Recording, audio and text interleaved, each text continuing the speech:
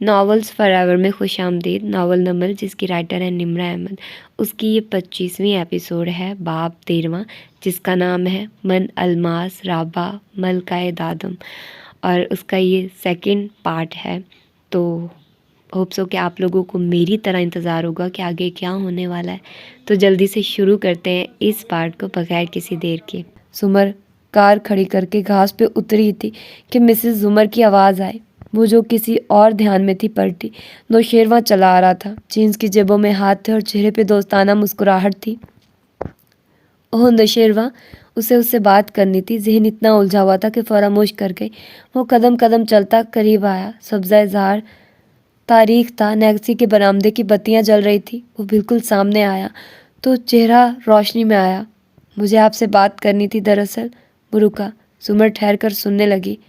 میں نے اس دن آپ سے جھوٹ بولا تھا کہ میں آپ کی شادی کی رات دبئی گیا تھا. اس کے چہرے پہ معذرت خواہانہ تاثر تھا. میں آپ کی شادی کے وقت ادھر ہی تھا. انفیکٹ اگلی صبح بھی ادھر ہی تھا. جب بھائی آفس گیا تب میں اپنا سامان پیک کر کے نکلا تھا. مجھے معلوم ہے، مگر آپ نے مجھ سے جھوٹ کیوں بولا؟ اس نے پتلیاں سکیڑ کر غور سے شیرو کو دیکھا. کیونکہ آپ نے مجھے بلکنی میں دیکھ لیا تھا اسموکنگ کرتے ہوئے. نگاہیں پشیمانی سے جھکائی. میں سگریٹ نہیں پی رہا تھا، وہ ڈرگز تھی. اوہ! اس کی آنکھیں تعجب سے پھیلی. آپ ڈرگز استعمال کرتے ہو؟ پلیز ممی یا بھائی کو مت بتائیے گا. بھائی مجھے جان سے مار دے گا، اسی لیے میں نے آپ سے جھوٹ بولا.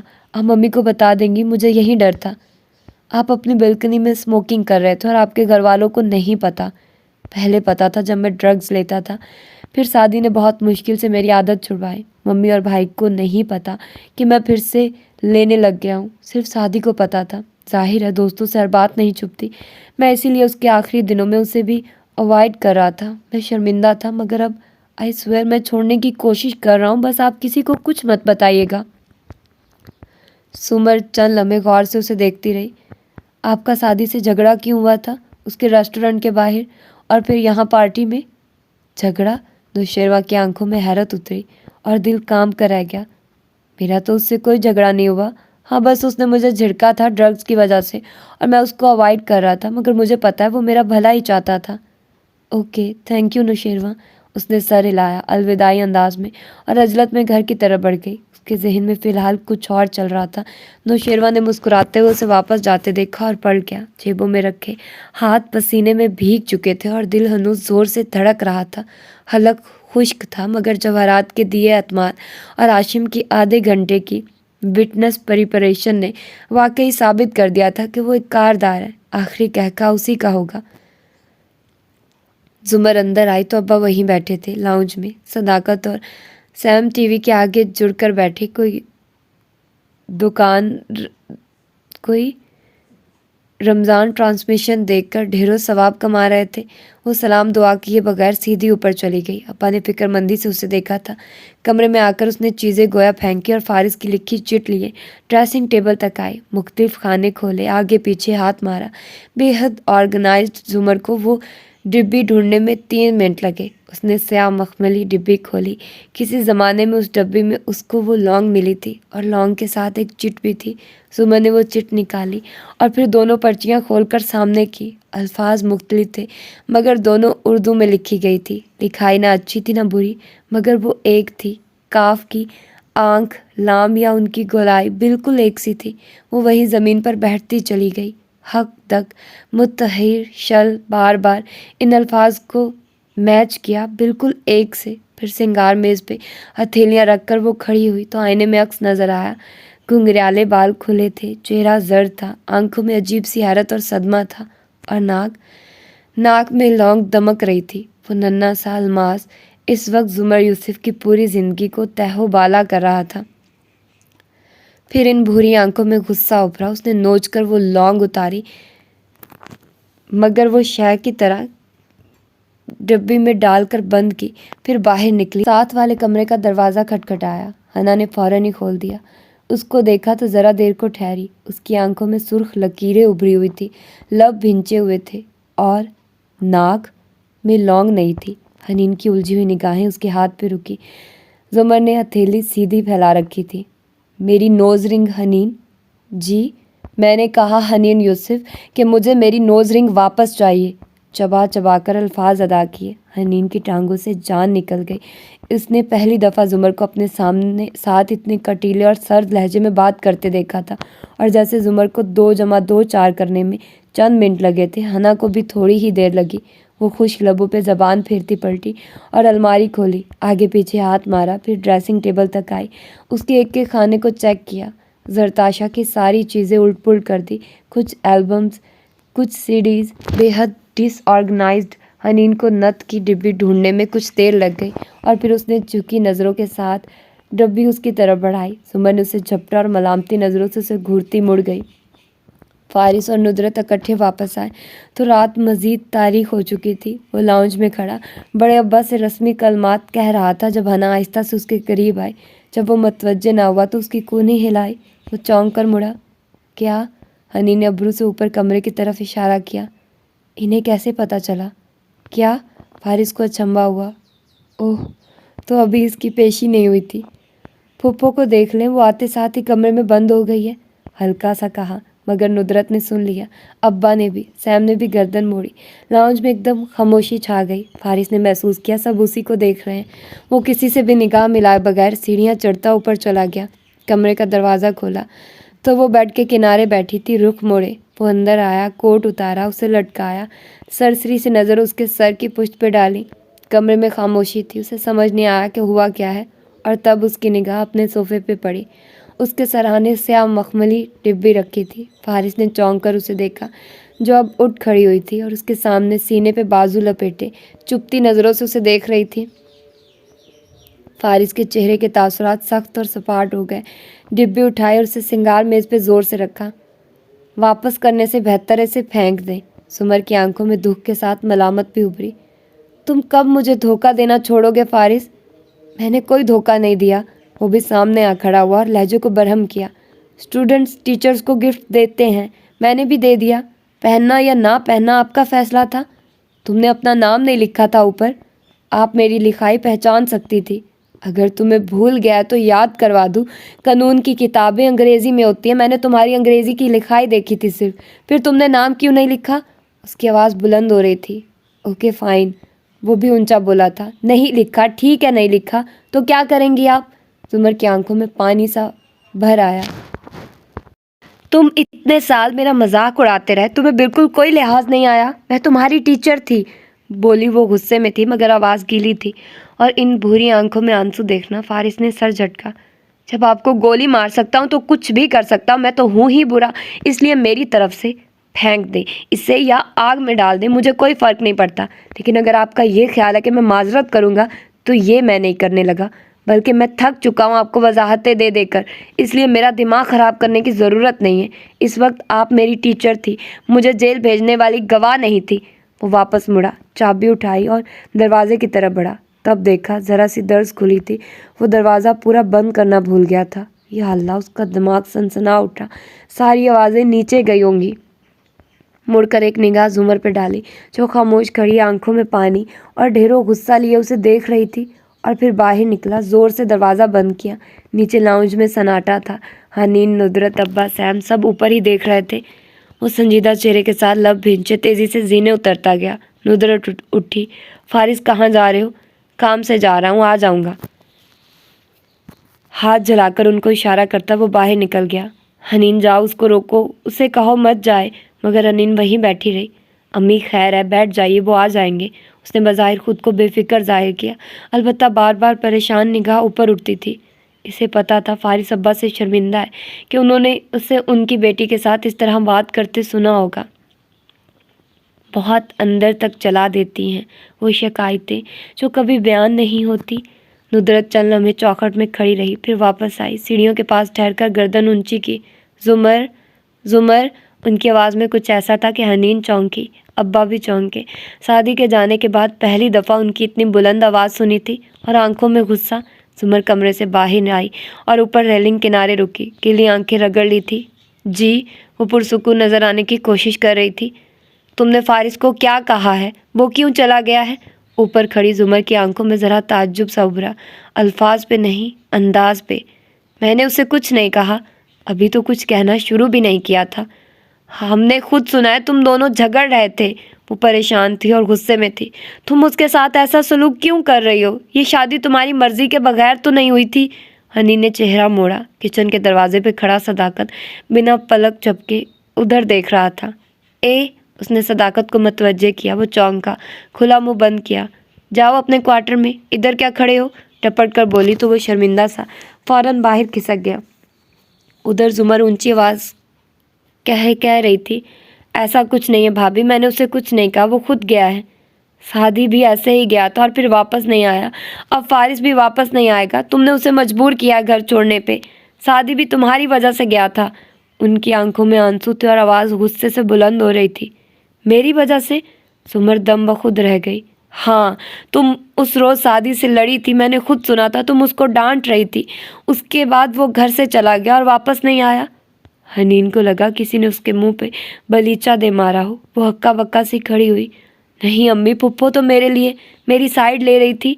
उसने वहशत से जुमर को देखा जो रेलिंग पे हाथ रख के सुन सी खड़ी थी। सादी मेरी वजह से नहीं गया भाभी। तुमने फारिस को घर से निकाला है जैसे तुम्हारी अम्मी ने मुझे निकाला था। तुम लोगों ने सारी जिंदगी हमारे साथ यहीं किया है, अब तुम फारिस के साथ वहीं कर रही हो। दुख से उनकी आवाज़ फट रही थी। नुदरत, अब्बा ने बरहमी से टोका, मेरी अम्मी के बारे में कुछ मत कहिए, और सादी मेरी वजह से नहीं गया। वो बदिक्कत बोल पाई। उसकी आंखें गुलाबी पड़ने लगी थी। मैं उससे नहीं लड़ी थी, सिर्फ ज़रा सा खफा। तुम्हें क्या हक था उससे खफा होने का? वो एकदम ज़ोर से चिल्लाई। हनीन डरकर 2 कदम पीछे हटी। वो मेरा बेटा था, तुम्हारा बेटा नहीं था। ये मेरे बच्चे हैं, इनको सिर्फ मैं डांट सकती हूँ। तुम अपने सारे हक अपने बच्चों के लिए रखो। नुदरत बस कर दो, अब्बा बुलंद आवाज़ में सख्ती से बोले, और नुदरत चुप हो गई, क्योंकि कहने के बाद उनको एहसास हुआ था कि उनका आखिरी फ़िक्रा मुनासिब ना था, और उस आखिरी फ़िक्रे ने जुमर का दिल ही तोड़ दिया। उसका रेलिंग पे जमा हाथ नीचे गिर गया। वो चेहरा झुकाए कदम कदम ज़ीनें उतरती गई। लाउंज में वहशतनाक सा सन्नाटा छा गया। जुमर किसी को भी देखे बगैर बैरूनी दरवाजे की तरफ बढ़ी। हनीन की नज़रें उसके कदमों पे जा ठहरी। वो नंगे पैर थी। फिर वो उसी तरह बाहर निकल गई, मगर हनीन में खिड़की का पर्दा सिरकाकर देखने की हिम्मत भी नहीं थी। दरवाज़ा बंद हुआ तो नुदरत छोटे छोटे कदम उठाती सीढ़ियाँ चढ़ती गई। वो शायद रो भी रही थी। अब्बा फिक्रमंदी से बंद दरवाजे को देख रहे थे। फिर सैम उठा और बाहर गया। चंद लम्हे बाद वो वापस आया। पुप्पो बाहर नहीं है, कहाँ चली गई? हनी ने परेशानी से फारिस का नंबर मिलाया।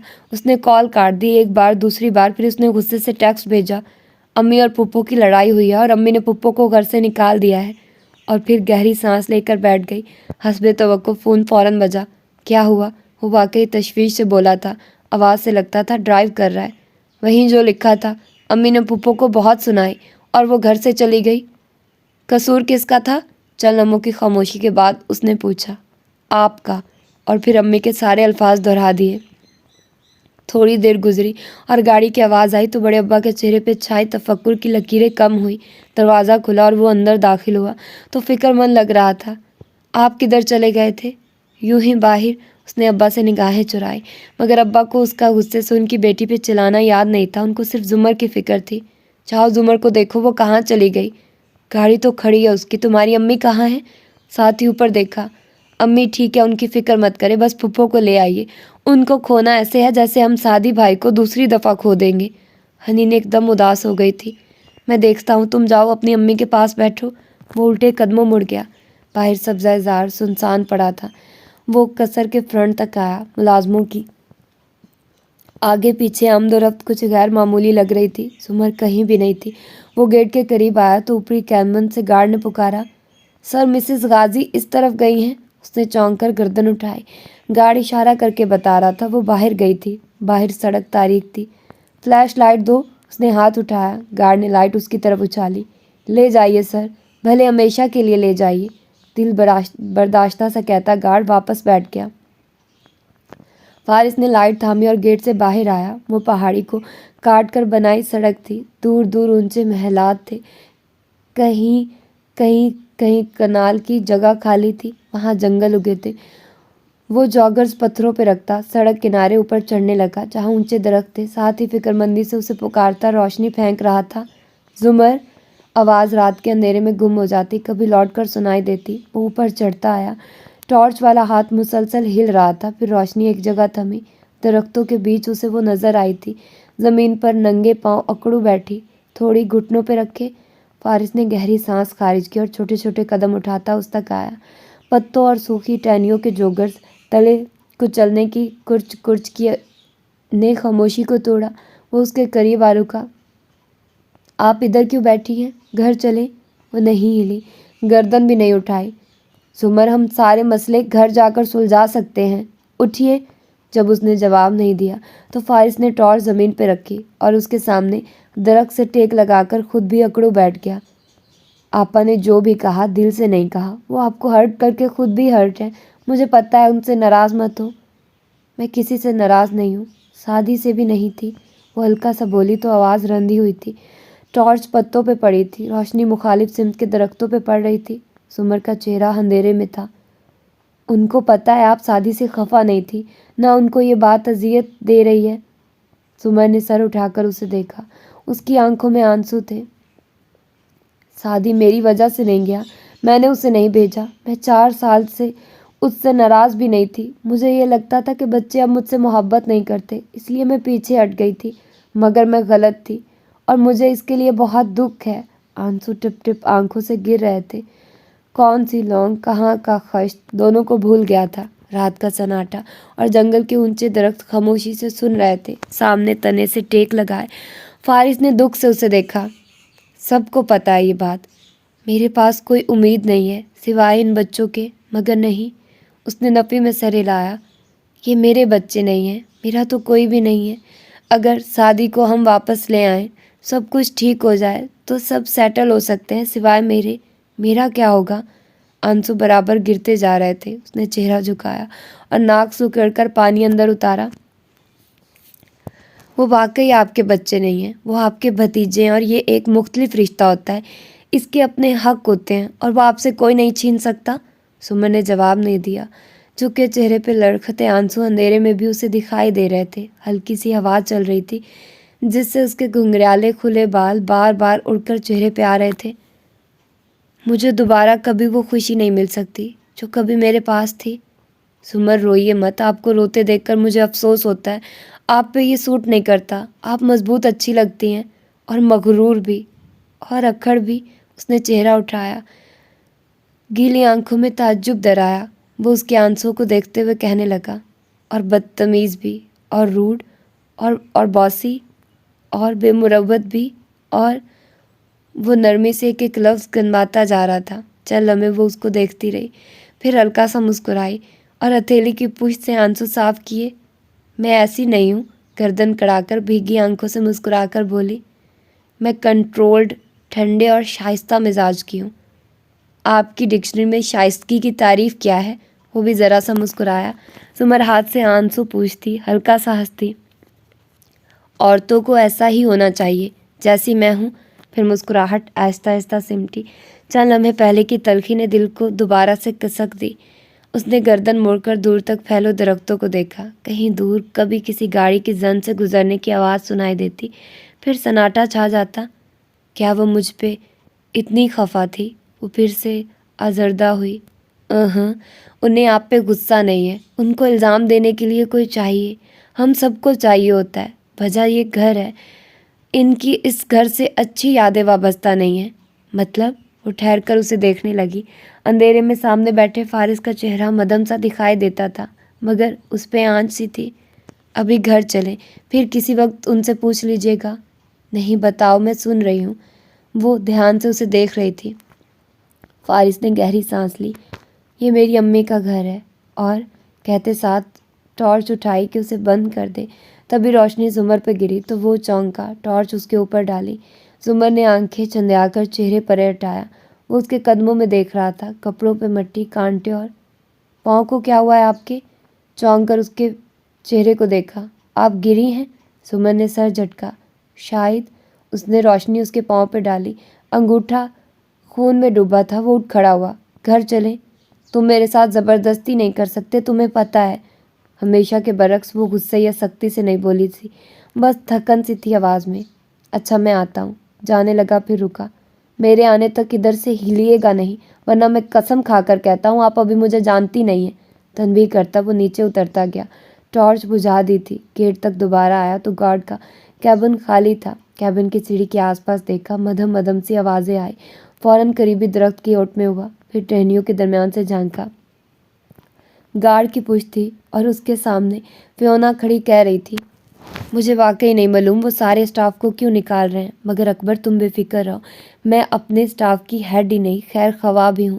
میں مسز کاردار سے کہہ دوں گی کہ تم لوگ جاؤ گے تو میں بھی جاؤں گی، اور وہ تمہیں ایک بہتر پیکیج دے دیں گی اور تم ٹھہر جاؤ گی۔ اگر تمہاری جگہ میری NGO ہوتی تو وہ ہم سب کے لیے لڑتی۔ وہ مایوس لگ رہا تھا۔ میرا قصور نہیں ہے اس میں، یہ سب مسز زمر نے کیا ہے، انہی کا فون آیا تھا اور اس کے بعد مسز کاردار نے یہ حکم جاری کیا۔ وہ اوٹ سے نکلا اور آواز دی، اکبر! گارڈ فوراً گھوما۔ فیونا بھی چونکی۔ وہ چلتا ہوا ان تک آیا۔ میری بیوی کو چوٹ لگی ہے، کچھ لا دو پٹی وغیرہ کے لیے؟ فیونا کو مخاطب کیا تو وہ فوراً تابعداری سے آگے ہوئی۔ اکبر اپنے کیبن سے ایڈ باکس لے آؤ۔ سر چوٹ زیادہ ہے، میں ڈاکٹر کو فون کروں یا پھر میں ان کی پٹی کر دوں؟ میں کر لوں گا۔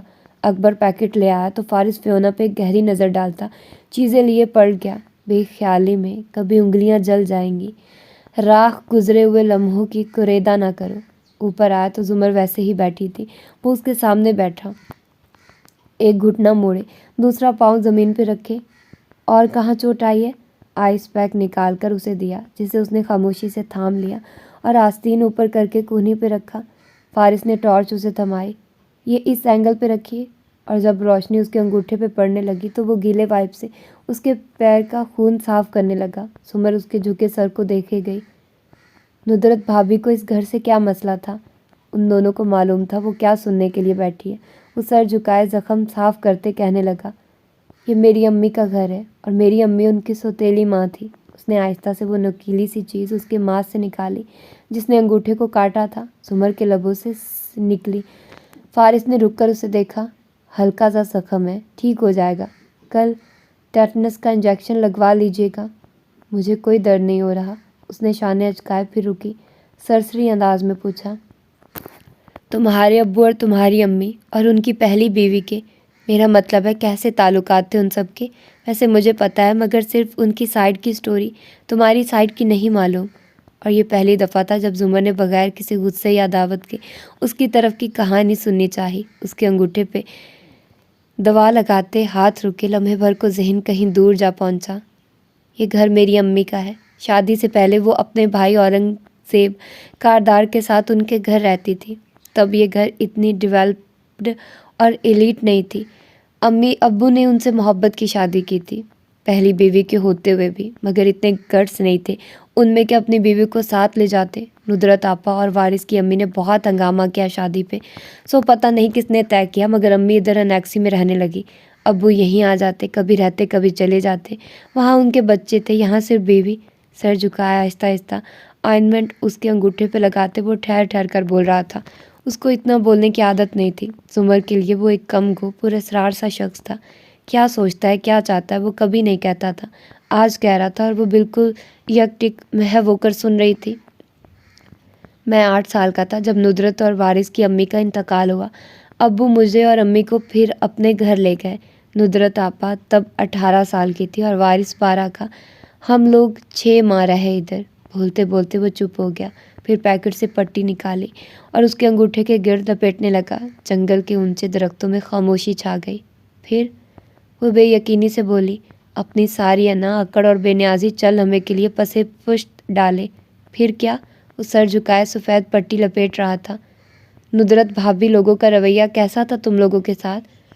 اس نے ندرت بھابھی کے ذکر کو ذرا نمایاں کیا۔ وہ یہ سوال صرف انہی کی وجہ سے تو کر رہی تھی۔ فارس نے گہری سانس لی۔ وہ مجھ سے نفرت کرتے تھے اور میری ماں سے بھی، ہم سے بات بھی نہیں کرتے تھے۔ امی بھی کوئی بہت صابر شاکر خاتون نہیں تھی، ماموں جیسا غصہ تھا ان میں بھی، مجھ میں بھی۔ خیر بہت جھگڑے ہوا کرتے تھے آپا اور امی کے۔ وارث لڑتا نہیں تھا، مگر جہاں میں آ کر بیٹھتا وہ اٹھ جاتا، اگر بول رہا ہوتا تو مجھے دیکھ کر چپ ہو جاتا۔ ہم 6 ماہ وہاں رہے، بدترین دن تھے وہ۔ پھر واپس کیوں چلی گئی تمہاری امی؟ اس نے نرمی سے پوچھا۔ پتہ نہیں کیوں اس مہیب تاریخ جنگل میں اس کے ساتھ بیٹھے اسے 4 سال پہلے کی وہ گولیاں، وہ فون کال سب بھولنے لگا تھا۔ اسے لگ رہا تھا وہ فارس غازی سے پہلی دفعہ مل رہی ہے۔ امی نہیں گئی تھی، میں گیا تھا۔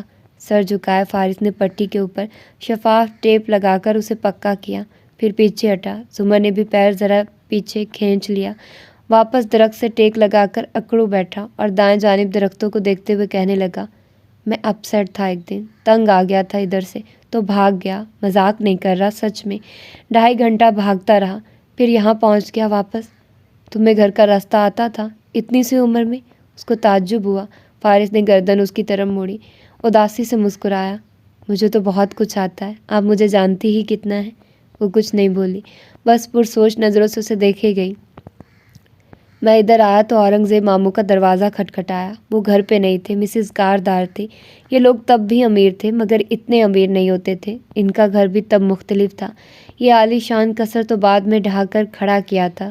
خیر، مسز جواہرات گھر پہ تھی۔ وہ مجھے اندر لے آئی، کمرہ تیار کروایا میرے لیے، میرے پیروں کی مرہم پٹی کی، بہت خیال سے 2 دن مجھے اپنے گھر رکھا۔ تیسرے دن میرے ماں باپ کو بلایا اور کہا اپنے بچے کو لے جاؤ، یہ سارے کاردارز امریکی کھوپڑی والے ہیں، مہمان بس 2 دن، اچھا پھر مچھلی بن جاتا ہے۔ وہ ہلکا سا مسکرائی۔ وہ بھی شاید مسکرایا تھا مگر اب پھر سے گردن موڑے اندھیر درختوں کو دیکھ رہا تھا۔ امی اور وہ واپس ادھر ہی آ گئے اور ابو اپنے بچوں کے ساتھ رہے۔ اگلے سال ندرت آپا کی شادی ہو گئی۔ وارث کو ابو نے پڑھنے لاہور بھیج دیا، ذکیہ خالہ کے گھر۔ وہ وارث اور ندرت کی امی کی سگی بہن ہے، سارا کی امی۔ وارث وہیں پڑھتا رہا اور ابو میرے اور امی کے پاس واپس آ گئے۔ ہوا تاریک درختوں کے پتوں کے بیچ سرسراتی ہوئی گزر رہی تھی۔ اس کی گنگریالی لٹیں چہرے پہ آ رہی تھی جن کو وہ بار بار کان کے پیچھے اڑستی تھی۔ نگاہیں فارس کے چہرے پہ ٹکی تھی۔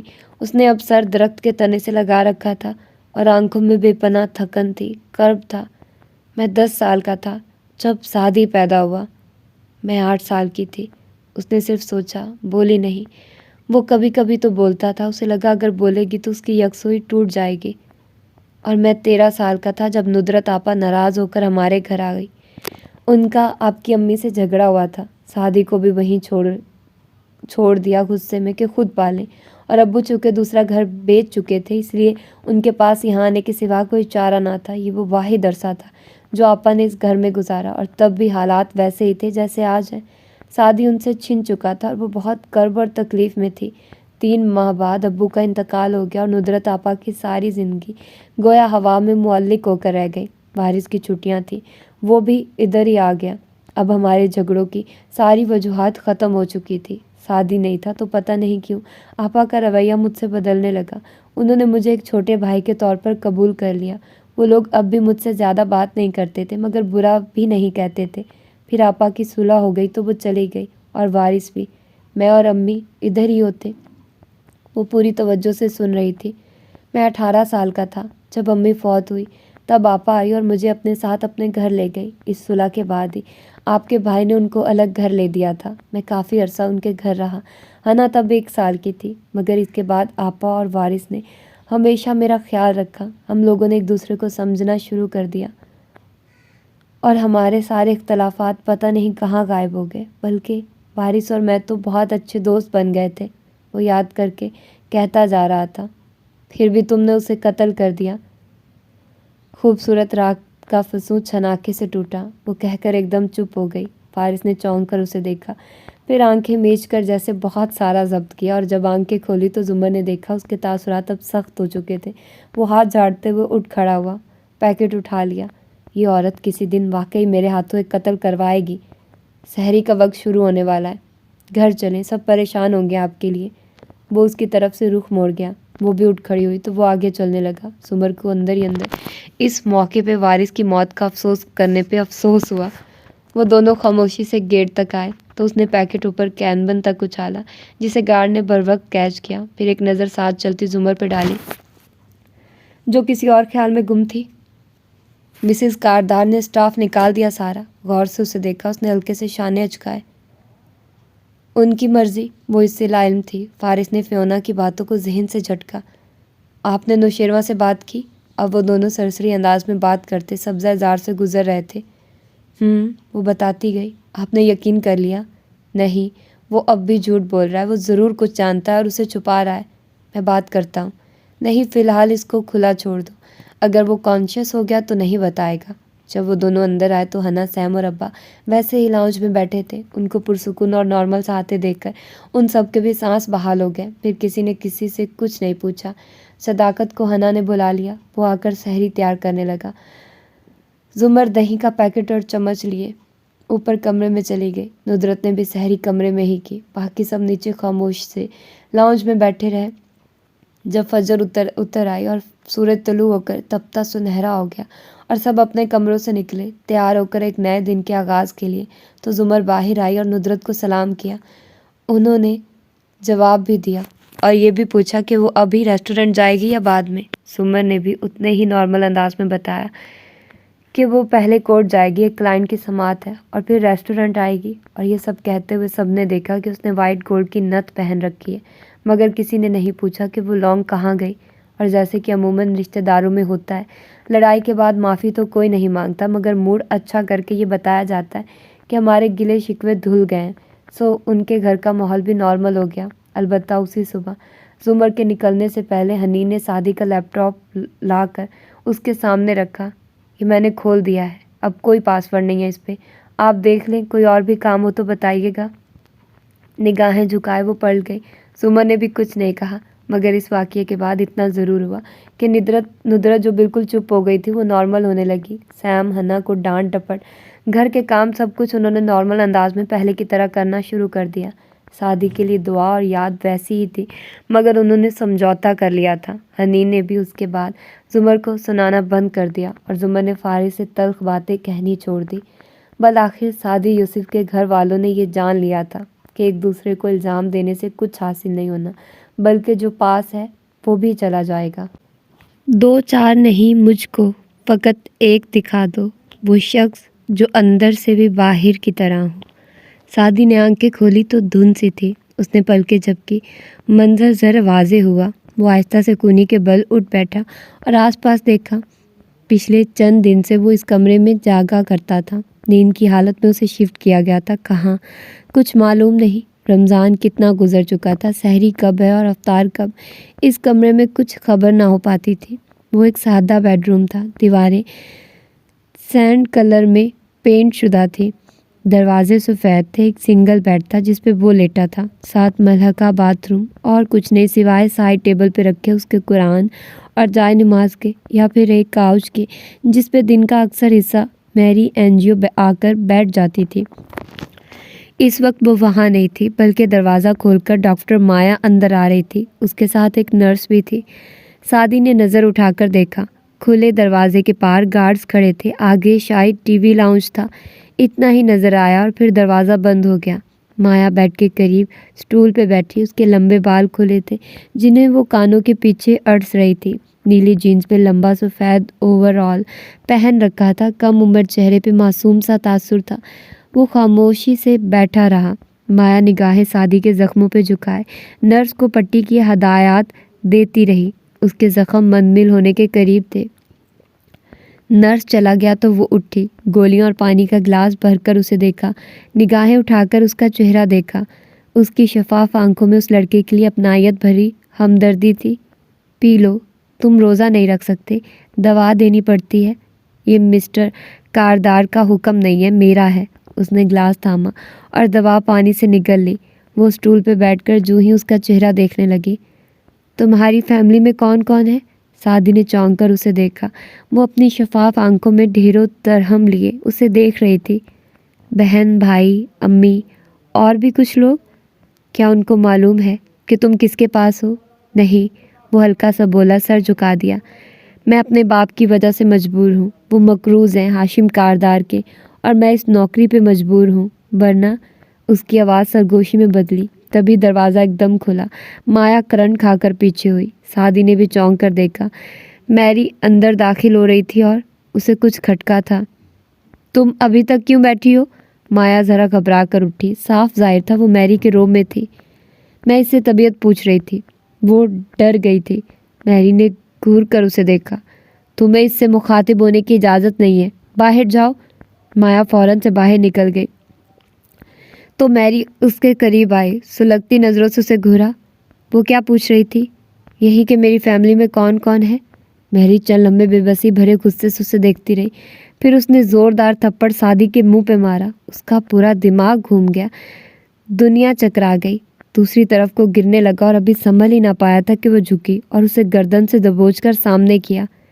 میں زندگی میں تمہیں پہلی اور آخری دفعہ نصیحت کر رہی ہوں سعدی یوسف خان، مایا اچھی ہے، بہت اچھی، لیکن اگر تم نے اس کو استعمال کرنے کی کوشش کی تو تمہارا بہت برا حال ہوگا۔ ہاشم تمہاری جان لے لے گا۔ جھٹکے سے اس کی گردن چھوڑی۔ سعدی کا پورا سر چکرا کر رہ گیا تھا۔ میں نے کچھ نہیں کہا اسے۔ اگر کسی مرد نے مارا ہوتا تو وہ وضاحت نہ دیتا، مگر وہ میری تھی۔ لیکن میری سنے بغیر ہی تیزی سے باہر مایا کے پیچھے لپکی تھی۔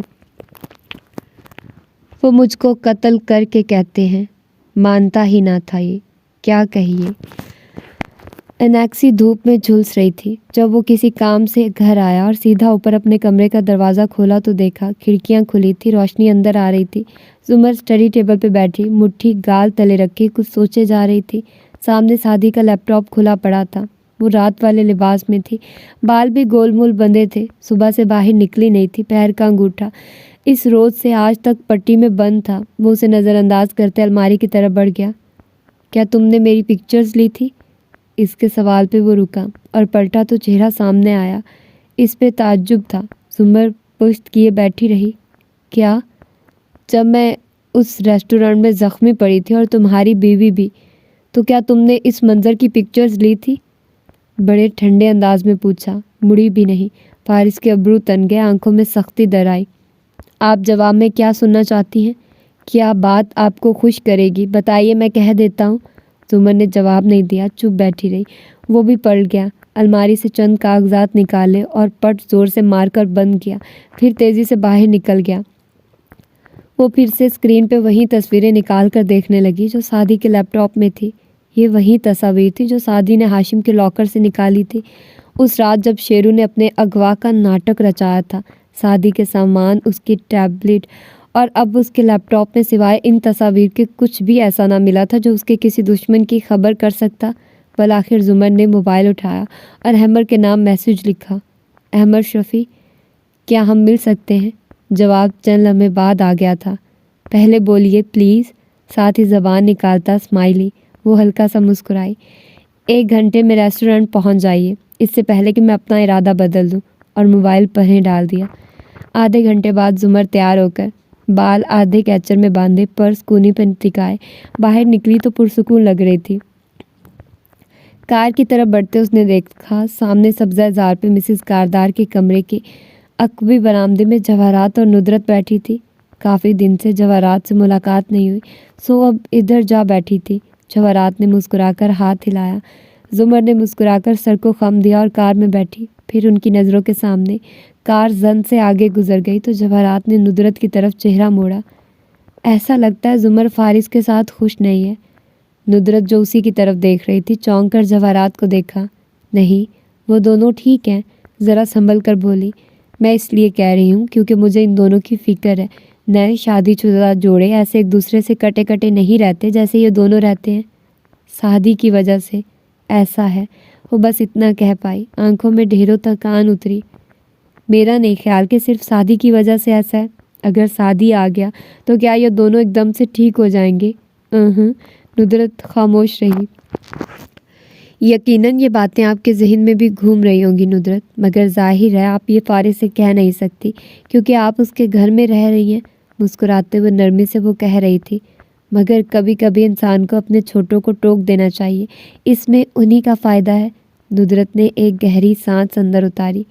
نہیں مسز کاردار، میاں بیوی کے معاملے میں ہمیں نہیں بولنا چاہیے۔ ایک دوسرے کو الزام دینے سے صرف گھر کا ماحول خراب ہوتا ہے، اور پھر یہ گھر تو میرے ابو اور بھائی کا ہے، میرا اپنا ہی ہوا، اس لیے مجھے سب کا سوچنا چاہیے۔ اپنے ازلی گھریلو اور سادہ انداز میں وہ کہتی گئی۔ جواہرات کو بات پسند نہیں آئی مگر خاموش رہی۔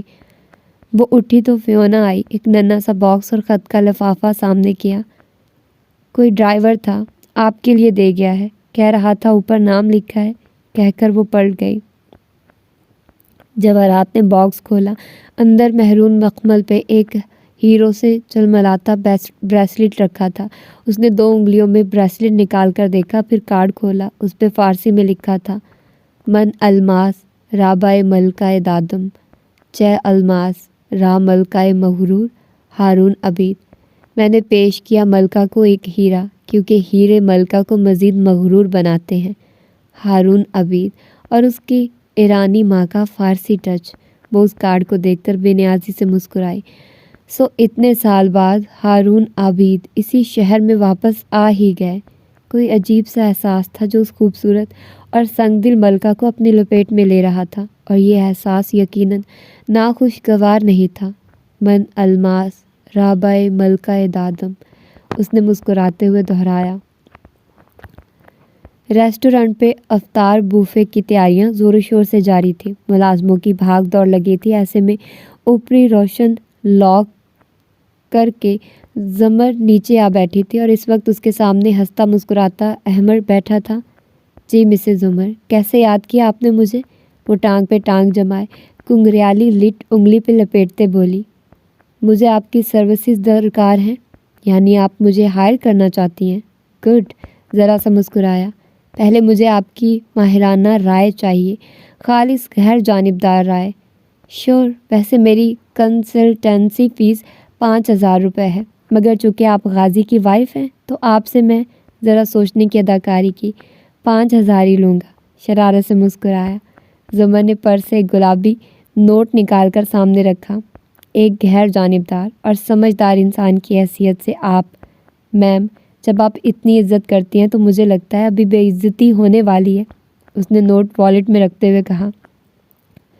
احمر شفیع، میں سنجیدہ ہوں، اور وہ واقعی سنجیدہ تھی۔ صرف ایک لمحہ لگا احمر کو سیدھا ہونے میں۔ پوچھیے، اب کہ وہ سنجیدہ نظر آ رہا تھا۔ آپ ایک سینسیبل اور ذہین انسان ہیں، کرمنل بھی رہ چکے ہیں، اور ایک پیدائشی فراڈ بھی ہیں، مطلب کہ تجربہ کار ہیں۔ اس لیے اپنی پوری ایمانداری سے بتائیے، آپ کی رائے میں کیا فارس غازی نے اپنے بھائی اور بیوی کو قتل کیا تھا؟ ایمانداری سے بتاؤں؟ زمر نے اس بات میں گردن ہلائی۔ جی، میرے خیال میں اس نے بالکل یہ دونوں قتل کیے تھے۔ زمر ذرا سا مسکرائی۔ واو، میرا خیال تھا صاحب السجن بہترین دوست ہوتے ہیں۔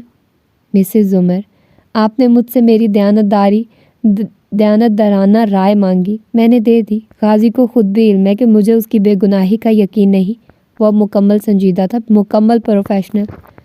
آپ کو کیوں یقین نہیں؟ آپ تو اس کے دوست ہیں۔ دوست ہوں، اندھا نہیں ہوں۔ غازی کے خلاف جتنے ثبوت ہیں وہ اتنے ٹھوس ہیں، اتنی مضبوط گواہیاں ہیں کہ ایسا ممکن نہیں کہ کوئی اس حد تک جائے آپ کو پھنسانے کے لیے۔ اگر اس کا کوئی سرے عام کھلے عام دشمن ہوتا تو میں پھر بھی مان لیتا، مگر فی الحال میرے خیال میں اس نے یہ قتل کیے تھے۔ ہاں، آپ کے برعکس میں اسے مارجن دے سکتا ہوں، اس کی بیوی اور بھائی اس کو دھوکہ دے رہے تھے، اس کے پاس اور کوئی راستہ نہیں تھا۔ میرے خیال میں بھی ایسا ہی ہے، اس نے واقعی وہ قتل کیے تھے اور مجھ پہ گولی چلائی تھی۔ چند لمحوں کی خاموشی چھائی رہی۔ مسز عمر، آپ نے یقیناً مجھ سے اب اگلا سوال پوچھنا ہے، کیونکہ صرف ایک سوال کے لیے تو آپ مجھے بلائیں گی نہیں، سو یاد رکھیے، اس کے 5000 الگ سے ہیں؟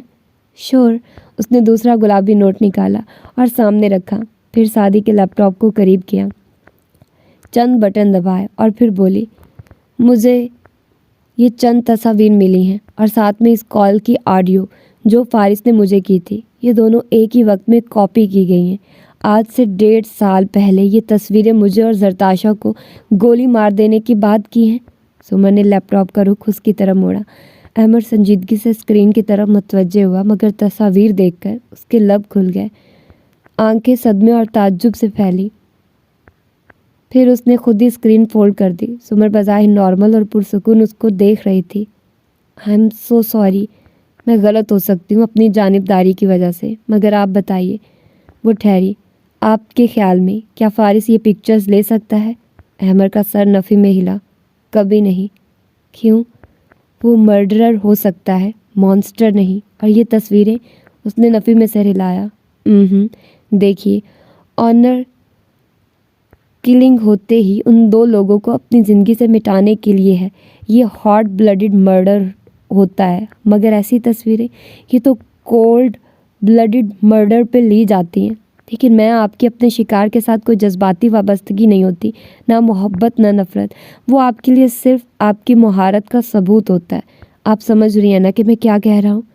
سمن نے اس بات میں سر ہلایا۔ بالکل، کیونکہ میرا بھی یہی خیال ہے۔ میں فارس کے بارے میں ہر بات پہ یقین کر سکتی ہوں، مگر وہ اس حد تک نہیں جا سکتا۔ وہ یہ نہیں کر سکتا۔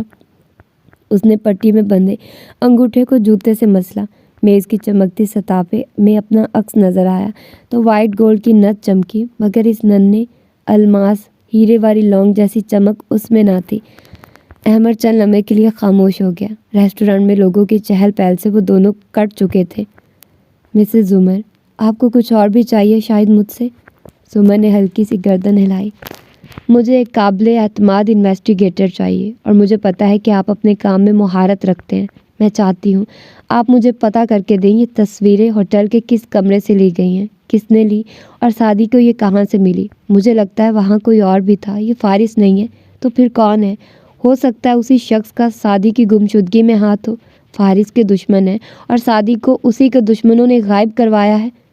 شور، میں پتہ لگانے کی کوشش کرتا ہوں اور آپ کو کہنے کی ضرورت نہیں، یہ میرے اور آپ کے درمیان رہے گا۔ فارس، سمر کچھ کہتے کہتے چپ ہو گئی۔ احمد نے اسے دیکھا۔ جی، آپ کا کبھی کسی غصہ ور آدمی سے واسطہ پڑا ہے احمد؟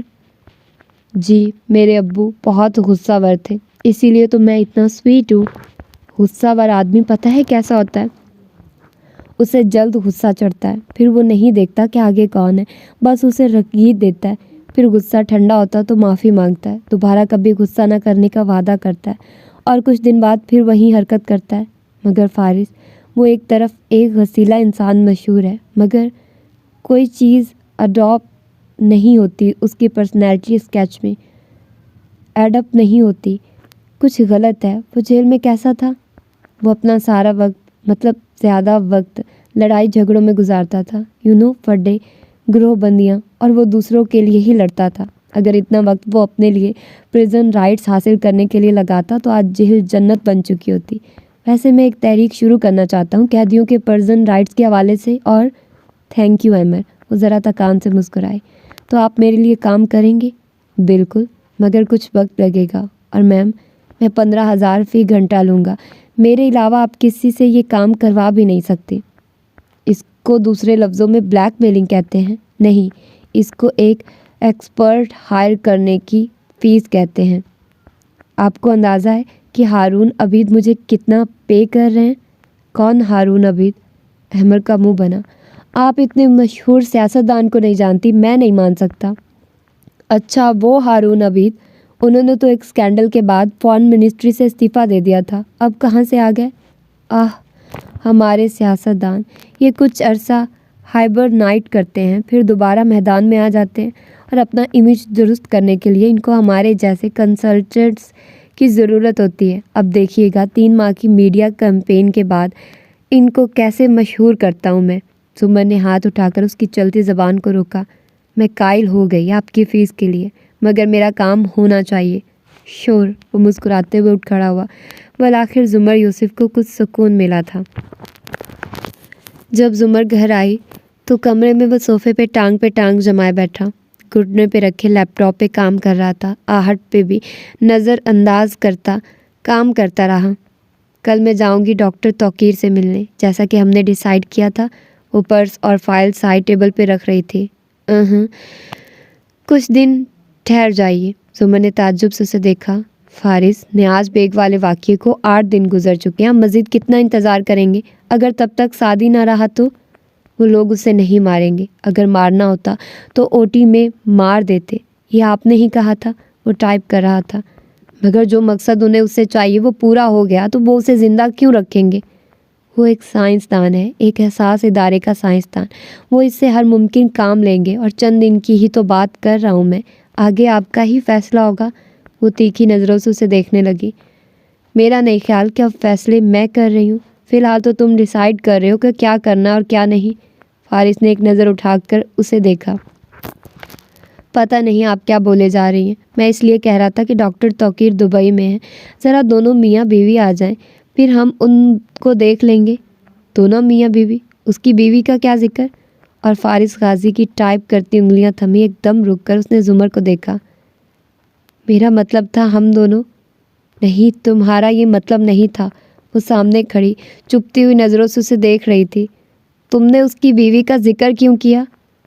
زمر، میں سارے دن کا تھکا ہوا آیا ہوں، کیا اس وقت میرا دماغ خراب کرنا ضروری ہے؟ ایک دم غصے سے اکتا کر اٹھا اور لیپ ٹاپ اٹھائے باہر نکل گیا۔ وہ آنکھیں سکیڑ کر اسے جاتے دیکھتی رہی، پھر مڑی تو دیکھا صوفے پہ اس کا والیٹ پڑا تھا۔ زمر نے چند لمحے کے لیے سوچا، پھر والیٹ اٹھایا، اندر جھانکا۔ اس میں پیسے تھے، چند ایک وزٹنگ کارڈز اور ATM کارڈ۔ اس نے وہی نکالا۔ اوپر جلی حروف میں لکھا تھا، فارس طاہر غازی۔ فارس طاہر غازی؟ وہ بڑبڑائی، مجھے تو اس کا پورا نام بھی نہیں معلوم۔ کارڈ واپس رکھ کر اس نے والیٹ وہیں ڈال دیا۔ پھر وہ بیڈ پہ بیٹھی اور سینڈل اتارتے ہوئے سوچنے لگی، مجھے اس میں کوئی شک نہیں کہ وہ ایک قاتل ہے، اس میں بھی کوئی شک نہیں کہ وہ سعدی کے ساتھ مخلص ہے، مگر اس کے علاوہ میں کیا جانتی ہوں فارس کے بارے میں؟ ایک کم گو، غصہ ور اور پراسرار شخص۔ مگر اس سے ہٹ کر فارس غازی کون ہے؟ وہ سوچ میں گم بیٹھی رہی۔ پھر ایک دم وہ اٹھی، نیچے آئی تو فارس نہیں تھا۔ بیرونی برآمدے سے آوازیں آ رہی تھی، وہ ندرت کے ساتھ باہر بیٹھا تھا۔ زمر دبے قدموں سے چلتی بیسمنٹ کی سیڑھیاں اترنے لگی۔ نیچے تہہ خانہ اندھیر پڑا تھا۔ اس نے ایک ہی بتی جلائی تو وہ وسیع کمرہ نیم اندھیر ہو گیا۔ وہاں کونے میں ایک چھوٹے سے کمرے کا دروازہ تھا، جیسے کوئی اسٹور وغیرہ ہو۔ فارس نے اس کو شادی کی پہلی رات بتا دیا تھا کہ بیسمنٹ کی چابی وہ اس کو نہیں دے رہا۔ ادھر زرتاشا کی چیزیں پڑی ہیں۔ پھر جب ہنا لوگ ادھر آ کر رہنے لگے تو سامان رکھنے کے لیے اس نے بیسمنٹ کھول دی، مگر یہ کمرہ؟ زمر اس کے بند دروازے کے سامنے آ کر ٹھہری۔ اس کی چابی اب بھی اس نے کسی کو نہیں دی تھی۔ کیا رکھتا تھا وہ اس میں؟ اکثر وہ اسے بیسمنٹ سے اوپر آتے دیکھتی تھی۔ بار بار اسے اس کمرے میں جانے کی کیا ضرورت پڑتی تھی؟ زمر نے اس کمرے کا لاک گھمایا، وہ مقفل تھا۔ ذرا دھکا دیا، بے سود۔ آپ ادھر کیا کر رہی ہیں؟ آواز تھی کہ سور؟ وہ کرنٹ کھا کر پلٹی۔ نیم اندھیرے میں وہ سیڑھیاں اترتا دکھائی دے رہا تھا۔ چہرے پہ سختی تھی اور آنکھوں میں برہمی۔ تہہ خانے میں اس رات عجیب سی پراسراریت بکھری تھی۔ زمر 2 قدم پیچھے ہٹی، کمر دیوار سے جا لگی۔ وہ قدم قدم چلتا اس طرف آ رہا تھا۔ میں، زمر نے تھوک نکلا۔ سابق ڈسٹرکٹ پروسیکیوٹر کے سارے الفاظ اس اندھیر کمرے میں کھو گئے تھے۔ میں سعدی کی چیزیں دیکھنے آئی تھی۔ وہ اس کے عین سامنے آ رکا، چپتی نظریں اس کی آنکھوں پہ گاڑی۔ سعدی کی چیزیں یا میری؟ ایک قدم مزید قریب آیا۔ اس کا دل زور زور سے دھڑکنے لگا، مگر بظاہر گردن کڑا کر بولی، میں جو بھی کروں تم سے مطلب؟ اور سر جھٹک کر ساتھ سے گزرنے لگی کہ فارس نے اسے دونوں کونیوں سے پکڑ کر ایک جھٹکے سے واپس دیوار سے لگایا۔ میں نے آپ کو منع کیا تھا ادھر آنے سے، چبا چبا کر اس کو گھورتے وہ بولا تو زمر کی رنگت سرد پڑنے لگی۔ منع کیا تھا یا نہیں؟ کیا تھا۔ اس کے الفاظ اٹکے۔ جنگل کی وہ رات اور اس کا سحر غائب ہو گیا۔ وہ پھر سے اس ریسٹورنٹ میں تھی اور وہ اسے کال پہ کہہ رہا تھا وہ بدصورت اور خوفناک باتیں جو اسے کبھی نہیں بھولتی تھی۔ ایک اس دن اسے فارس سے ڈر لگا تھا اور ایک آج رات اسے ڈر لگ رہا تھا۔ تو پھر شرافت کی زبان آپ کے اس الٹے دماغ کو کیوں سمجھ نہیں آتی؟ ہاں، غصے سے بولا تو زمر کی اس پہ جمی آنکھوں میں گویا سانس رکنے کی کیفیت سمونے لگی، مگر وہ کمزور نہیں پڑنا چاہتی تھی۔ ہاں ٹھیک ہے، میں دیکھنے آئی تھی تمہاری چیزیں، پھر کیا کر لو گے تم؟ میں تم سے نہیں ڈرتی۔ اچھا، بند کر کے چلا جاؤں آپ کو اسی کمرے میں 2-4 دن کے لیے؟ ڈرتی تو نہیں ہے نا آپ؟ اسے کونیوں سے پکڑے جھٹکا سا دیا۔ مجھے مین ہینڈل مت کرو۔ بدقت اس نے اپنے بازو چھڑانے چاہے، مگر بے سود۔ میری بات کان کھول کر سنیے زمر بی بی، پرتپش نظروں سے اسے دیکھتے وہ چبا چبا کر بولا، میں جتنا آپ کا لحاظ کرتا ہوں اتنی آپ بڑھتی جاتی ہیں۔ کسی دن مجھ سے واقعی اپنا قتل کروا کر رہیں گی، اس لیے آئندہ اگر میں نے کبھی آپ کو اپنی چیزوں کے قریب بھی پٹکتے دیکھ لیا نا تو دیکھیے گا کہ کیا حال کرتا ہوں آپ کا۔ ابھی جانتی نہیں ہیں آپ مجھے۔ جھٹکے سے اسے چھوڑا اور وہ ایک لمحے کے لیے بھی نہ رکی، تیزی سے بھاگتی ہوئی سیڑھیاں چڑھتی گئی۔ ابا اور سیم کے کمرے سے ملحقہ اسٹڈی روم میں آ کر اس نے دروازہ لاک کر لیا، پھر گہرے گہرے سانس لیتی دروازے سے پوچھ ٹکائے آنکھیں بند کیے کتنی ہی دیر کھڑی رہی۔ تمہیں اس سے شادی ہی نہیں کرنی چاہیے تھی زمر، اب بھگتو۔ عادت کے برخلاف اس نے خود کو ملامت کیا۔ کتنی ہی دیر پھر وہ ادھر ہی کھڑی رہی، یہ تو طے تھا کل صبح تک وہ واپس کمرے میں نہیں جائے گی۔ آج دوسری دفعہ اسے فارس سے ڈر لگا تھا۔ سعدی یوسف کا وہ کمرہ سجن خاموش پڑا تھا۔ دفتن باتھ روم کا دروازہ کھلا اور وہ باہر آتا دکھائی دیا۔ وہ قدرے لڑکھڑا کر چل رہا تھا۔ بیڈ کا سہارا لیا اور بیٹھا، پھر بند دروازے کو دیکھا، چند لمحے سوچا اور جھک کر سائڈ ٹیبل کا دراز کھولا۔ اندر ایک پیچ رکھا تھا جو اس نے سنک کے نیچے سے اتارا تھا۔ اس نے یہ پیچ بالکل خشک کر کے ادھر رکھا تھا۔ اب چند دن بعد وہ اسے نکال کر دیکھ رہا تھا۔ پیچ پہ زنگ لگ چکا تھا۔ سعدی مسکرایا۔ اس نے اپنی گردن کو چھوا جہاں ہلکا ہلکا سا پسینہ مسلسل آیا رہتا تھا۔ اس کا شک ٹھیک تھا۔ ہوا نم تھی، کچھ زیادہ ہی نم۔ وہ یقیناً کسی ایسے شہر میں تھا جو سمندر سے قریب تھا، اور ہاشم کو لگتا ہے کہ میں بھاگنے کی کوشش نہیں کروں گا تو یہ اس کی بھول ہے۔ پیچ رکھ کر اس نے ٹیک لگائی اور سائڈ ٹیبل سے قرآن اٹھا لیا۔ چہرے کے زخم اب تقریباً منمل ہو چکے تھے، البتہ وہ پہلے سے کمزور لگتا تھا۔ آج کتواں روزہ ہے؟ کچھ نہیں معلوم۔ وہ کتنے سپارے پڑھے گا؟ کوئی حساب نہیں۔ کبھی دل چاہتا تو پڑھتا جاتا، کبھی اتنا بیزار اور اداس ہوتا کہ دو دن قرآن نہ کھولتا۔ سب اس وقت کیا کر رہے ہوں گے؟ امی چھوٹے باغیچے والے کمرے میں افطاری بنا رہی ہوں گی۔ کبھی ماموں اور پھوپھو بھی آ جایا کرتے ہوں گے، اور ابا تو اب امی اور حنا کے ساتھ رہتے ہوں گے۔ اس نے بھٹکتے ذہن کو قرآن کے صفحات پہ مرکوز کرنا چاہا۔ میں پناہ مانگتا ہوں اللہ کی دھتکارے ہوئے شیطان سے۔ تعوذ پڑھ کر اس نے النمل وہیں سے کھولی جہاں سے اس روز چھوڑی تھی۔ اور بے شک ہم نے دیا داؤد اور سلیمان کو علم۔ سعدی کے ابرو ستائشی انداز میں اٹھے۔ گھر والوں کی یاد محو ہونے لگی۔ واہ اللہ تعالیٰ، اس طرح کی آیات اور یہ شاہانہ انداز، the king of all kings. جب آپ فرماتے ہیں ہم نے یہ کیا تو مجھے بہت اچھا لگتا ہے، بہت فخر محسوس ہوتا ہے۔ میں بتوں کو پوجنے والوں، انسانوں کو خدا کا بیٹا ماننے والوں اور قبروں کو سجدہ کرنے والوں کے سامنے گردن اٹھا کر فخر سے کہہ سکتا ہوں کہ دیکھو میرا رب تو یہ ہے، بادشاہوں کا بادشاہ، میرے اور اس کے درمیان کوئی تیسرا نہیں ہے۔ نرمی سے مسکراتے سر جھکائے وہ کہہ رہا تھا۔ اور اللہ کی باتیں تو ختم نہیں ہوتی۔ سو سعدی نے آیات کے الفاظ پہ توجہ دی۔ ہم نے دیا داؤد اور سلیمان کو علم، اور ان دونوں نے کہا سب تعریف اللہ کے لیے ہے جس نے فضیلت دی ہم کو بہت سے مومن بندوں کے اوپر۔ اس نے رک کر ذرا سوچا، کتنی امیزنگ بات ہے اللہ تعالیٰ۔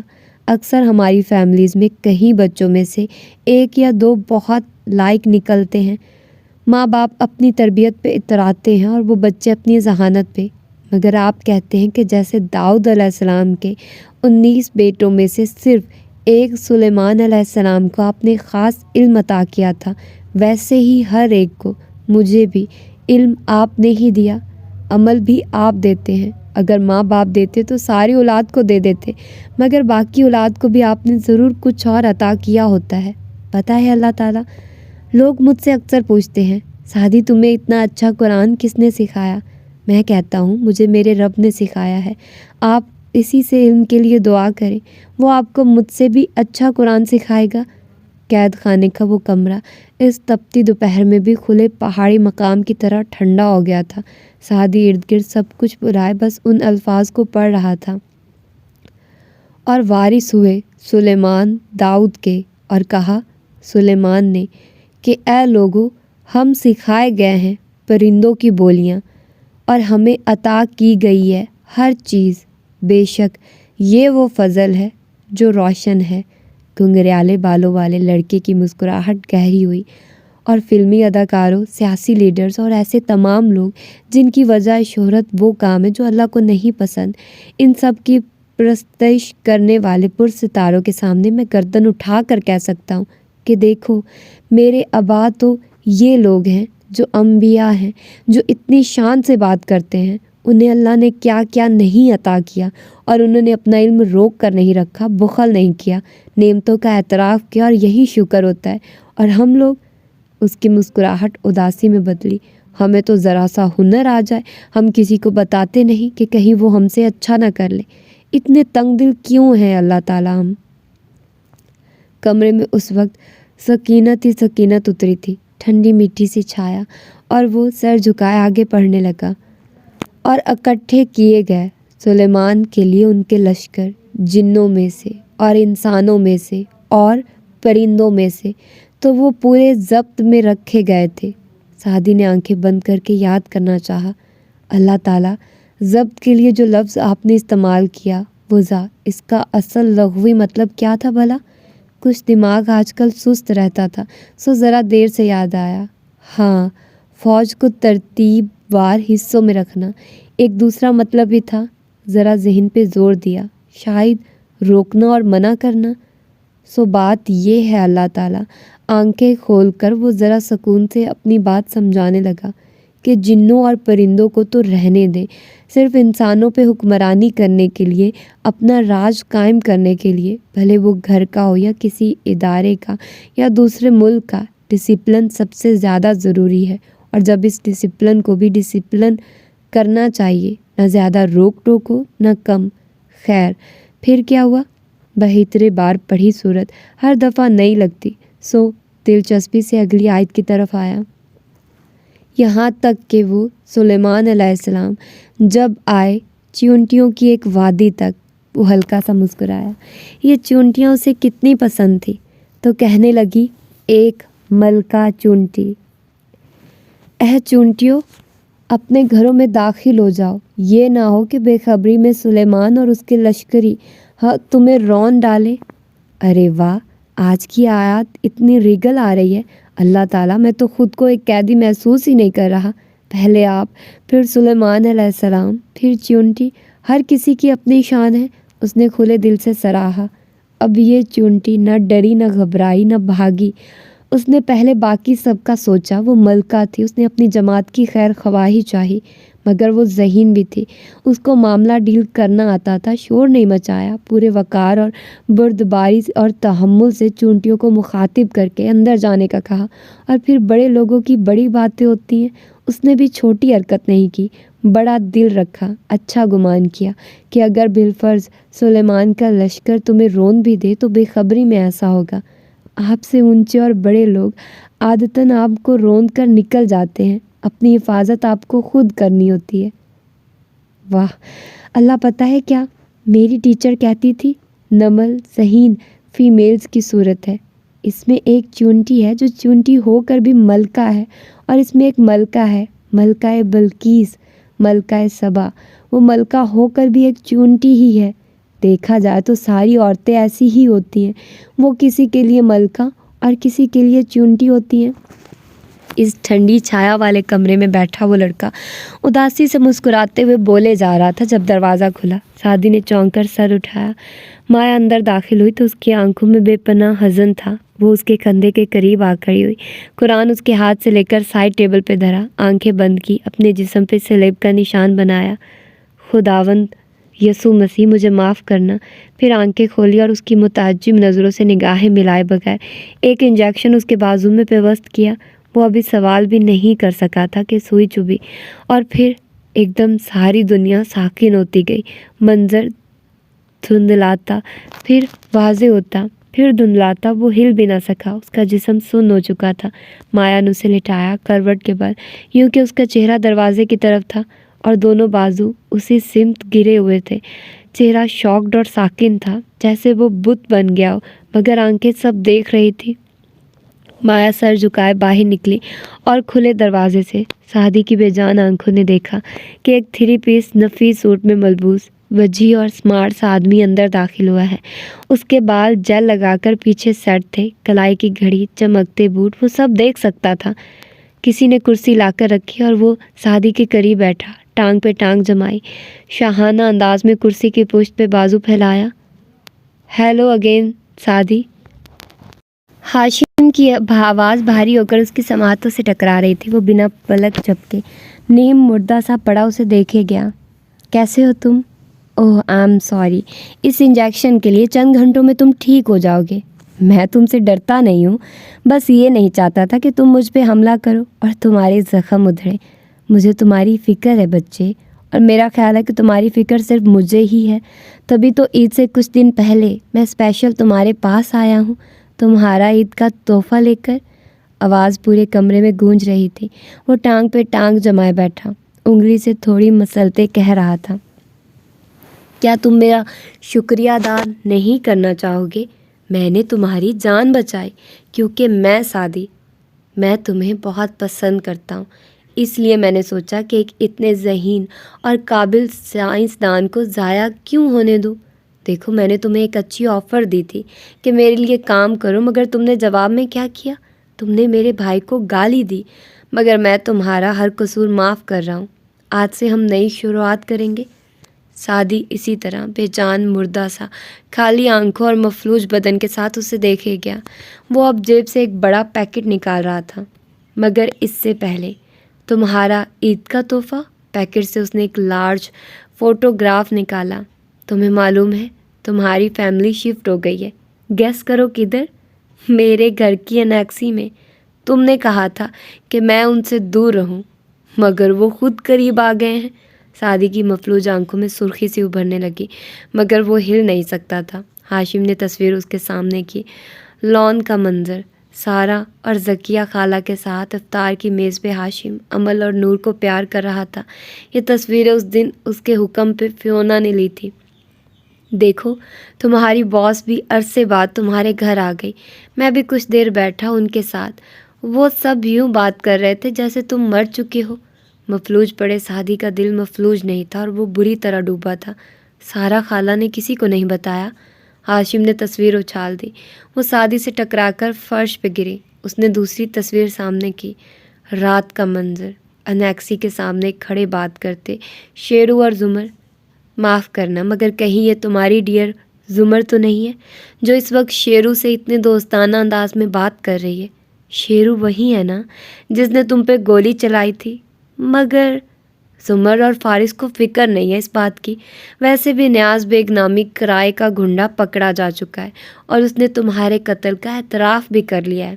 اب سب تمہیں رو کر چپ بھی ہو گئے ہیں۔ اوہ ہاں، زمر کی جاب چلی گئی اور آج کل وہ بھی اپنی جاب کے لیے فارس کی طرح مصروف ہے۔ وہ تصویر بھی بھیک کی طرح سامنے پھینکی اور ایک اور تصویر نکالی۔ انیکسی کے بیرونی زینے پہ خاموش اور اداس بیٹھی حنین، تمہاری بہن، بس وہی اکیلی رہ گئی۔ مگر فکر مت کرو، مجھے اندازہ ہے کہ تمہاری بہن کو مجھ پہ سیکرٹ قسم کا کرش ہے، سو ہم اچھے دوست بن گئے، وہ کہہ رہا تھا، اور سعدی کی آنکھوں میں سرخ خراشیں ابھر رہی تھی۔ اس نے پورا زور لگا کر اٹھنے کی کوشش کی، مگر جسم ہلنے سے قاصر تھا۔ کیا مرنا ایسا ہوتا ہے؟ اب وہ بیچاری بچی مجھے دن رات میسج کرتی ہے، اور تمہیں پتہ ہے میں اب کیا کروں گا؟ کسی رات جب فارس گھر نہیں ہوگا تو میں اسے اپنے پاس بلاؤں گا، جو بھی بہانہ کروں گا وہ معصوم بچی مان لے گی۔ تمہیں پتہ ہے نا میرا کمرہ اس کے کتنے قریب ہے، سو میں کوشش کروں گا کہ اس ایونٹ کی بھی تصویریں لوں، مگر تمہیں برا لگے گا، اس لیے اگر تم چاہتے ہو کہ میں ایسا نہ کروں تو آج سے ہم نئی شروعات کریں گے۔ تمہارے گھر والے تمہیں بھول چکے ہیں، کوئی ثبوت میں نے نہیں چھوڑا اپنے خلاف، اور ہاں، تمہاری بہن نے تو وہ فلیش بھی میرے حوالے کر دی جس میں میری فائلز تھی، سو تم ان لوگوں کو بھول جاؤ۔ سعدی، تمہاری فیملی اب میں ہوں اور میرا کاروبار اب تم بنو گے۔ وہ اٹھا اور قدم قدم چلتا اس کے قریب آ کھڑا ہوا۔ میں نے تمہیں اس لیے بچایا کیونکہ مجھے تم اچھے لگتے ہو، لیکن تم پہ اتنی انویسٹمنٹ میں مفت میں نہیں کر رہا، اس لیے آج سے تم میرے لیے کام کرو گے، اور اگر تم نے ایسا نہ کیا تو تمہاری بہن کے ساتھ کیا کر سکتا ہوں؟ ایکچولی مجھے واضح کرنے کی ضرورت نہیں ہے۔ کہیں کوئی بزر سی بجی تھی۔ سعدی کی مفلوج آنکھوں نے دیکھا، وہ جیب سے سیل فون نکال رہا تھا، پھر مسکرایا۔ نائس ٹائمنگ، پاکستان سے ہے اور وہ بھی تمہاری بہن کا۔ میں اس سے بات کرتا ہوں، تب تک تم میری بات پہ غور کرو۔ پھر فون کان سے لگایا اور خوشگوار سے انداز میں بولا، ہیلو حنین، کیسی ہو؟ اسپیکر آن کر دیا تھا۔ کمرے میں حنین کی آواز گونجی، میں ٹھیک، آپ باہر گئے ہوئے ہیں؟ میں انڈیا ہوں، ایک پرانے دوست سے ملنے۔ مفلوج لیٹے سعدی کا تنفس تیز ہونے لگا، اس کی آنکھیں پانی سے بھرنے لگی۔ اچھا، وہ مجھے پوچھنا تھا، وہ عجلت میں لگ رہی تھی۔ آپ نے وہ فلیش کھول لی؟ ارے ہاں، وہ خاور نے کھول ہی لی۔ شکریہ، تمہاری وجہ سے میرے اتنے قیمتی ڈاکومنٹس محفوظ رہے۔ دوسری طرف خاموشی چھا گئی۔ کون سے ڈاکومنٹس تھے اندر؟ میری آفس کی فائلز تھی۔ وہ پھر چپ ہوئی۔ آپ مجھے وہ فلیش واپس کر سکتے ہیں؟ وہ بھائی کی چیز تھی، میں اسے بھائی کی یاد کے طور پہ رکھنا چاہتی ہوں۔ وہ رکا۔ اچھا، میں تمہیں پرنٹ شدہ ڈاکومنٹس بھیج دوں گا واپس آ کر، یا پھر ذرا رکا، تم کسی دن آ کر میرے کمرے سے لے جانا۔ نے کروٹ لیے لڑکے کا چہرہ دیکھا۔ ایک آنسو اس کی ساکت آنکھوں سے ٹپک کر تکیے میں جا گرا تھا۔ ہاشم باہر نکل گیا اور پیچھے کمرے میں قبر سی خاموشی چھا گئی۔ کیا مرنا ایسا ہوتا ہے؟ وہ یہیں سے لوٹ جائیں جنہیں سر عزیز ہیں، وہ یہیں سے لوٹ جائیں جنہیں سر عزیز ہیں۔ ہم سر پھروں کے ساتھ کوئی سر پھرا چلے۔ اور ہزاروں میل دور اسلام آباد کے اس مضافاتی علاقے میں قصر کے انیکسی کے بیسمنٹ میں کھڑی حنین نے ہاشم کی کال کاٹی تو اس کے چہرے پہ شدید ملال چھایا تھا۔ تو اب آپ مجھ سے بھی جھوٹ بولنے لگ گئے ہیں ہاشم، وہ بڑبڑائی۔ آپ نے وہ فلیش کھولی ہی نہیں، یا پھینک دی، یا کسی کو دے دی۔ اگر کھولتے تو دیکھ لیتے کہ اس میں میرے 2 کورین ڈرامے تھے جو میں نے اسی رات لاک کر کے آپ کے لیے تیار رکھے تھے، کیونکہ میں آپ کو بتانے کی غلطی کر چکی تھی اور اب ناراض نہیں کر سکتی تھی۔ مگر آپ نے کیسے مجھ سے جھوٹ بول دیا؟ سر جھٹکا اور پھر اپنے سامان سے اس نے علیسا کے نیکلس کے ساتھ رکھی سفید فلیش ڈرائیو نکالی جو سعدی نے اس کو دی تھی۔ آپ کو تو اس ڈرائیو کا رنگ بھی نہیں پتہ تھا، تو یہ آپ کی کیسے ہوئی؟ اتنا جھوٹ! اس کا دل بری طرح دکھا۔ محبت ایک طرف، لیکن میں بھائی کی چیز آپ کو نہیں دیکھ سکتی تھی۔ اس نے باکس بند کیا اور فلیش لیے اوپر زینے چڑھنے لگی۔ آخر دیکھوں تو صحیح، اس میں اتنا کیا خاص ہے جو سعدی بھائی اور ہاشم دونوں اس کو حاصل کرنا چاہتے تھے۔ کچھ دیر بعد وہ لیپ ٹاپ کھولے لاؤنج میں بیٹھی تھی، فلیش لگا رکھی تھی اور وہ اس پروگرام کو سمجھنے کی کوشش کر رہی تھی جس کے ذریعے ان ڈاکومنٹس کو مقفل کیا گیا تھا۔ تبھی زمر سیڑھیاں اتر کر نیچے آئی۔ میں بیسمنٹ میں جا رہی ہوں، ہنا فارس آئے تو اسے بتا دینا کہ نیچے تہہ خانے میں جو اسٹور روم بنا ہے اس کا لاک توڑوایا ہے میں نے آج۔ اطلاع دے کر وہ نیچے چلی آئی۔ ہنا نے بے دھیانی سے اس کی بات سنی۔ ذرا دیر بعد ہی فارس گھر میں داخل ہوا تو اسے لیپ ٹاپ پہ کام کرتے دیکھا۔ تمہارے ہاتھ میں کمپیوٹر؟ خیریت؟ دروازہ لاک کرتے اس نے ایک اچڑتی نگاہ گھر پہ ڈالی جو رات کی خاموشی میں ڈوبا تھا۔ جی، اور پپو نیچے آپ کے اسٹور تک گئی ہیں، اس کا لاک توڑوایا تھا آج انہوں نے۔ وہ الجھی بیٹھی تھی، بے توجہی سے بتایا، اور فارس غازی کا دماغ ایک دم گھوم کر رہ گیا۔ پھر تیزی سے سیڑھیوں کی طرف لپکا۔ سب رفتاری سے زینے پھلانگتا نیچے آیا تو وسیع تہہ خانہ تاریک پڑا تھا۔ کونے والے کمرے کا دروازہ بند تھا اور وہ اسی دروازے سے کمر ٹکائے سینے پہ بازو لپیٹے کھڑی تھی، منتظر۔ وہ غصے سے سرخ چہرہ لیے جارحانہ انداز میں اس کی طرف بڑھا۔ کس کی اجازت سے آپ نے اس کمرے کا لاک توڑوایا؟ منع کر کے گیا تھا نا میں کہ… غضبناک ہو کر اس کی آنکھوں میں دیکھتا وہ غراتے ہوئے قریب آیا کہ دفتن رکا۔ زمر بس ٹھنڈی آنکھوں سے اسے دیکھ رہی تھی۔ اتنا کیوں ڈر گئے ہو؟ میں نے تو ہنا سے مذاق کیا تھا۔ فارس نے بے اختیار ہو کر دروازے کو دیکھا، وہ لاکڈ تھا۔ اس نے گہری سانس لی، وہ اس کو اکسا رہی تھی۔ کیا چاہتی ہیں آپ؟ پلیز اپنا غصہ مجھ پہ ضائع مت کرنا، کیونکہ نہ میں تم سے ڈرتی ہوں اور نہ میں کبھی اس کمرے کا لاک توڑواؤں گی، بلکہ تم مجھے خود یہ کمرہ کھول کر دکھاؤ گے، ٹھنڈے انداز میں وہ کہہ رہی تھی، اور تم مجھے خود بتاؤ گے کہ تم اس میں کیا رکھتے ہو، تم سارا دن کیا کرتے ہو، تم 4 سال سے کیا کرتے رہے ہو، تم ہمیشہ کہیں جا رہے ہوتے ہو، کہیں سے آ رہے ہوتے ہو۔ تم سے شادی سے پہلے میں نے اس ریسٹورینٹ میں آ کر تم سے صرف سچ بولا تھا، دشمنی اپنی جگہ، دیانت داری اپنی جگہ، سو اب سچ بولنے کی باری تمہاری ہے۔ وہ کچھ دیر لب بھینچے برہمی سے اسے دیکھتا رہا۔ ڈرتا نہیں ہوں آپ سے، صرف اس لیے اپنی کچھ چیزیں الگ رکھتا ہوں کیونکہ اگر آپ دیکھیں گی تو میرے ساتھ کام نہیں کریں گی۔ سمر 2 قدم آگے آئی، تیکھی نظریں اس کی آنکھوں پہ گاڑی۔ فارس، جیسے ہم نے نیاز بیگ کو گھیرا ویسے ہی سلمت شاہ کو بھی گھیر لیں گے، اور آہستہ آہستہ سعدی کے ہر ایک مجرم کو۔ مجھے کم از کم سعدی کے معاملے میں تم پہ اعتبار ہے، لیکن میں صرف اتنا جاننا چاہتی ہوں کہ فارس طاہر غازی کون ہے۔ کم از کم مجھے معلوم ہونا چاہیے کہ میں کس کے ساتھ کام کر رہی ہوں۔ فارس نے گہری سانس لی اور پھر جیب سے چابیوں کا گچھا نکالتا اس کمرے کے دروازے تک آیا، ایک چابی لاک میں گھمائی اور پھر دروازہ کھول دیا۔ فائنلی ان کے بھی تعلقات اچھے ہو رہے ہیں. اور میں نے کہا تھا نا حنین اتنی بھی ڈم نہیں ہے، اس کو سب پتہ ہے، اس کو پتہ ہے کہ وہ کیا کر رہی ہے. تو اس نے مطلب وہ جانتی ہے کہ ہاشم نے اس سے جھوٹ بولا تھا، اور ادھر سے سعدی بیچارہ اس کے ساتھ اتنا برا ہو رہا ہے. آئی نو سعدی چھوٹ جائے گا، بٹ مجھے یہ یاد نہیں ہے کہ وہ کیسے چھوٹے گا، کس وجہ سے چھوٹے گا، اس کی کون مدد کرے گا، کون اس کو چھڑائے گا، لیکن وہ چھوٹ ضرور جائے گا. اور حنین بھی کچھ نہ کچھ جان ضرور لے گی.